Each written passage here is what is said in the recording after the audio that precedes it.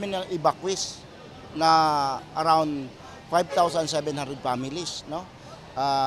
Inside and outside. Mayroon tayong mga 37 yung outside, then mga 1,840 inside. Yun ang binigyan natin priority, yung inside, yung food packs na galing sa DSWDO. Oo. Pero actually, since na maraming kadagdagan yung dumating, we distributed completely to the inside and outside evacuees. Hindi naman kami pinabayaan. Right after nung na-report namin yung number of evacuees namin, kinabukasan, automatic nagpadala siya ng 2,000 food packs. And sa totally damaged, mayroon tayong 141 totally damaged.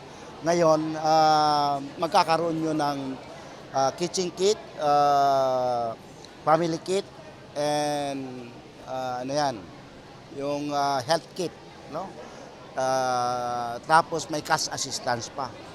Malaking karangalan ang sa bayan ng Tiwi na bisitahin ng isang Pangulo na dekado. Tsaka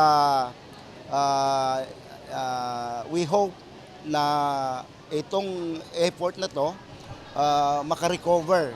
Tsaka inspirasyon namin na kami makarecover. Tsaka yung mga darating na sakuna or kalamidad, we are prepared already.